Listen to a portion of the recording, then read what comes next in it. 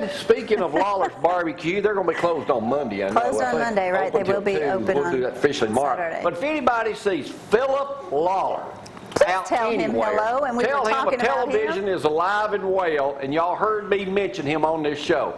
Philip Lawler. He doesn't think anyone. He says nobody watches TV anymore. That's all we do. It's all, Jamie's a pro at it, but, Thank you, Dee. You're welcome. I ain't going to be much in movies, but I'm going to be up here every day. Again, it's all the choices you're making. You can blame me. You made a choice. All right, what you're about to talk about is what's on everybody's mind, but you're a former pastor yourself. I am. And you how was it for you last week? You knew it was coming. I mean, I was probably more shocked by the absolute idiocy of the Obamacare ruling, because the justice who wrote the majority opinion plainly said we're ignoring what the words are. Obama had his best week ever last week. That one did surprise me. The gay marriage ruling did not surprise me at all. I fully expected that ruling to go the way it went. What does that mean now that it went that way for regular folks like us? I don't know that it means anything different, because I don't think we know what it looks like yet. I think what's going to be interesting is for us to have this conversation 6 months from now and see how that ruling, what the unintended consequences of that ruling are. I know businesses and people who are thinking about going into business are actually putting those plans on hold, waiting to see what it looks like. Because I think the big clash is going to be two. One is going to be obviously churches, although I think it'll be a while before that clash comes, because there are so many denominations who will already perform those kind of. You saw what happened to Joel Osteen, didn't you? The heckler? Yeah. 6 people were arrested in his church service for heckling about this. Yeah, I'm not even going to get on Osteen. I'll get in trouble if I open my mouth about that too much, because that's a whole nother level of. Anyway. Sorry I brought it up. Move on.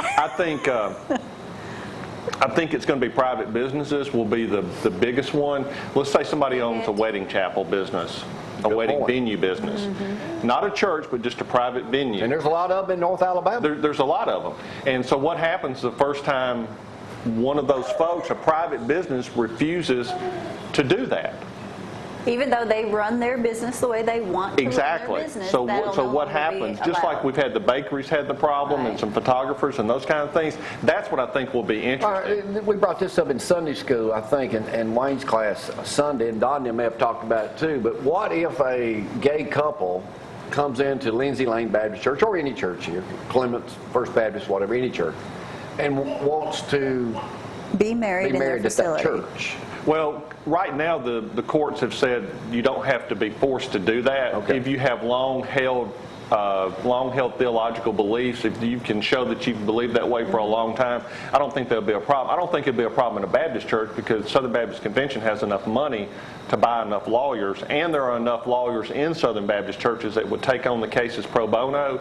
That I think it will be a while before it happens. Okay. What if you're a photographer and they come to you and want to hire you to do their wedding, and you think it's disgusting?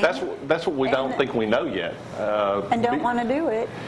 I think that's the thing I'm going to be watching for, is to see what happens because it's going to happen. It absolutely is going to happen. Because then they're telling you how to run your business. Exactly, and then you get into. Well, then why can't they force McDonald's the Confederate flag for you, Alabama? It got tough. The flag one is a whole nother thing, and I'll just I wrote a blog post about the flag last week. And this is not a very popular opinion among Southerners, and I know that, but that's okay.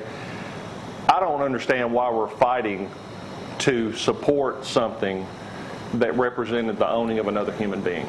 Yeah, I understand that, but now I think it's the way they do it. I think the way they come about start digging up people just because they fought in the Civil War and moving them and doing all that stuff. 65,000 black men fought in that war as well.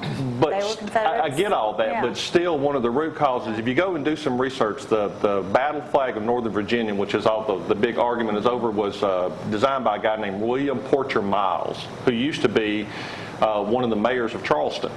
He was an avowed secessionist and segregationist. He even said that the flag was all about showing the superiority of the white man. Now, anybody who's a follower of Jesus who has ever read Scripture cannot support that. It is totally against everything Jesus ever taught. So for me, that one was a real easy one to do away with because it was so unbiblical. The same way... But changing history is what I'm against. Well, you're not going to change history because history is history. It doesn't get changed just because somebody doesn't like it. It still is what it is. I'm jumping around here on you. That's okay. I'm good it's like with Daily Mail. Daily Mail's read by about 500,000 people a month. It's one of the most popular websites in the world. Yeah.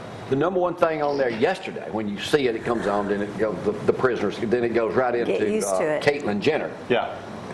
Showing him what you had on, following her around, how everybody else has got this down. And you can wear the same thing that she's wearing. Yeah.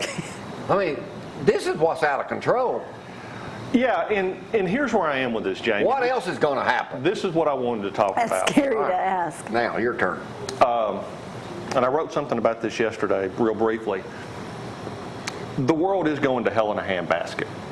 I don't think anybody is going to argue that point. My question is, what are you going to do about it? Are you just going to sit? What can you do about it? You got to find something to do about it. You have to find something to do. Here's what I'm doing about it, is continuing to try to raise up a generation of men. We're becoming the minority. What are we going to do about it? You just keep doing the right thing. Find something to do about it. Find something to be an agent of change. Think about it. 12 men changed the world. There were 12 disciples. All of them were teenagers but one. And they changed the world. We're sitting here having this conversation. You're sitting at Lindsay Lane listening to Dusty teach, all because 12 men were so radically committed to a cause that they changed the world. Yeah. So for now, in the age of the internet, in the age of millions of dollars that are available to churches and to Christians, to sit there and do nothing but complain about what's happening, to me is the height of laziness. Do something about it. But Christianity is becoming more and more a minority every day. And why do you think that is? Because we ain't doing nothing. Because we're not telling the story. We're not telling the story about why we're believers. We're not telling the story about the positive impact it's had on our life. I mean, you were just telling me during the break about a young man who came to Christ because of watching the show and watching the interview you guys had done and then watching the church services. That's what I'm saying. Instead of complaining, why don't we use all this energy and this angst that we feel, rightfully so, to say, okay, what are we going to do about it?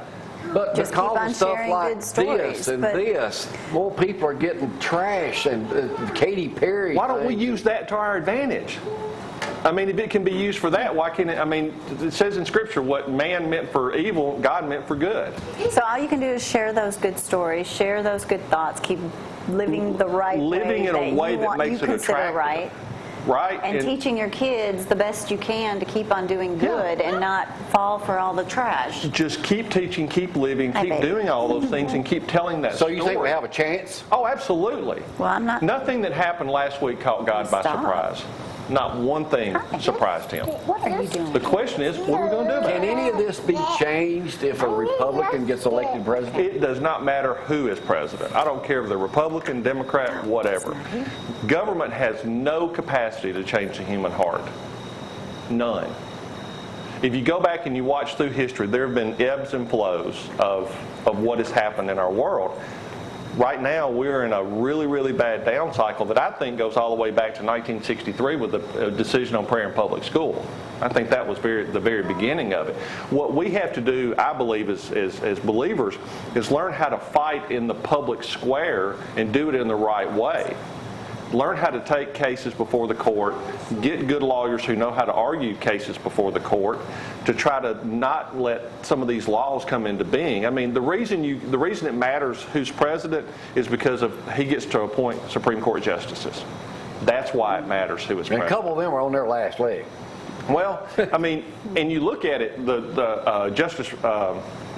Chief Justice Roberts was a Bush appointee. Yeah, and he's really and he's done into it. Right, but the two Obamacare decisions were both, he was the swing vote and he wrote the majority opinion on both of those.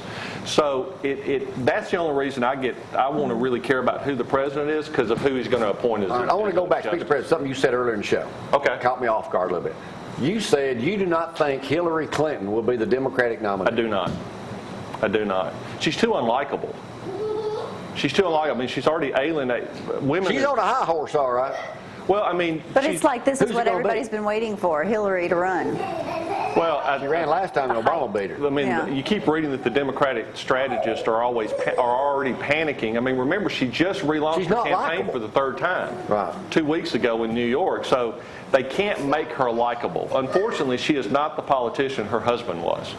That's true. So you think there's The a Democrat in charisma that? is not there. You know, if Biden could ride in on Obama's coattails. Well, I think Bernie Sanders is going to make a lot of them rethink, and that's taken off the extreme Careful. left, which has always been what sort of got her elected and got Clinton's elected. But I mean, women are 54% of the population, and most women that I know don't like Hillary.